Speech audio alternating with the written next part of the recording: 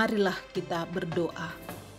Damai sejahtera yang melampaui segala akal, itulah yang menyertai hati dan pikiranmu di dalam Kristus Yesus Tuhan kita. Amin. Bapak, Ibu, Saudara yang diberkati Tuhan, renungan bagi kita di hari ini tertulis di dalam kitab Amsal pasal 29 ayat 17. Demikian firman Tuhan. Didiklah anakmu, maka ia akan memberikan ketentraman kepadamu dan mendatangkan sukacita kepadamu. Demikian bunyi firman Tuhan. Bapak, Ibu, Saudara yang diberkati Tuhan, tempat pertama sekali anak memperoleh pengajaran yaitu berasal dari keluarga. Keluarga banyak memberikan pengaruh untuk tumbuh kembang anak dan mendapatkan dasar-dasar atau pondasi iman dan juga pengetahuannya. Sebab itu tugas orang tua bukan hanya saja memenuhi kebutuhan hidup sehari-hari, namun yang juga tidak kalah penting adalah memberikan pengajaran, menjadi guru yang terbaik, memberikan pengetahuan akan iman dan juga pengetahuan untuk masa depannya, dan juga memberikan teladan moral bagi anak-anak. Dengan tegas kitab Amsal menasehatkan kepada para orang tua dan memberikan perintah agar orang tua mendidik anak-anaknya. Sebab untungnya kemudian hari anak-anak kelak akan memberikan kepada orang tuanya ketentraman dan sukacita ketika anak-anak mendapatkan pengajaran, pendidikan yang baik mulai dari dini. Dan untuk mencapai ketentraman dan sukacita yang menjadi pengharapan semua keluarga, anak-anak harus dididik dengan disiplin yang ketat. Bahkan tidak diperbolehkan melakukan semau-mau mereka dan membiarkan mereka begitu saja tanpa ditegur ketika mendapatkan kesalahan.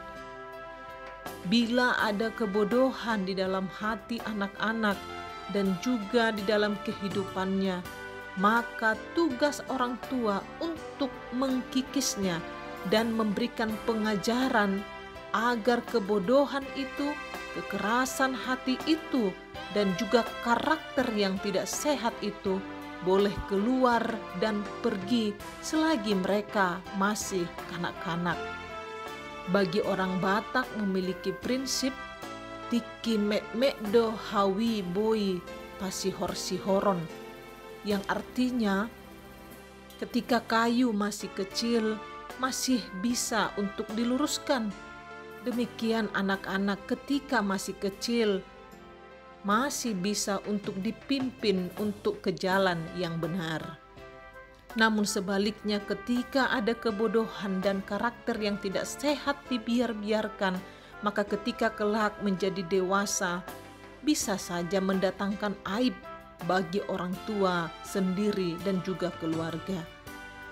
Misalnya seperti anak-anak Eli, yaitu Hofni dan Pinehas, yang dibinasakan oleh Tuhan karena mereka tidak mau mendengarkan teguran dan nasihat dari ayahnya akibat kejahatan dan dosa mereka yang bisa kita baca dalam kitab 1 Samuel pasal 1 dan pasal 2. Oleh sebab itu, berikanlah didikan kepada anak-anak kita sedini mungkin agar mereka mendatangkan ketentraman dan sukacita kepada kita.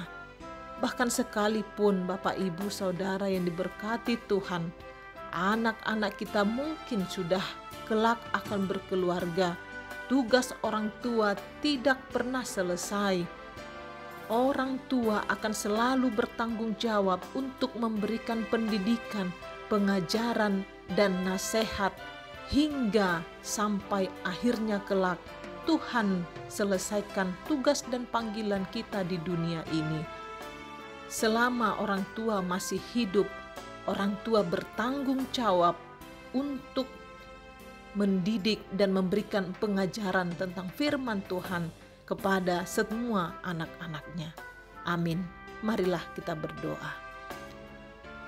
Ya Tuhan Allah yang Maha Pengasih, Engkau Tuhan yang membimbing setiap orang tua untuk memberikan pengajaran dan pendidikan agar masing anak-anak boleh mendatangkan ketentraman dan sukacita. Jauhkan aib yang akan diberikan oleh anak-anak, tetapi tolonglah Tuhan semua orang tua mampu untuk memperbaiki dan mendidik sesuai dengan firman Tuhan. Di dalam nama anak-Mu Tuhan Yesus kami berdoa dan bersyukur. Amin. Bapak Ibu Saudara yang diberkati Tuhan, selamat beraktivitas bagi kita. Tuhan Yesus menyertai. Shalom.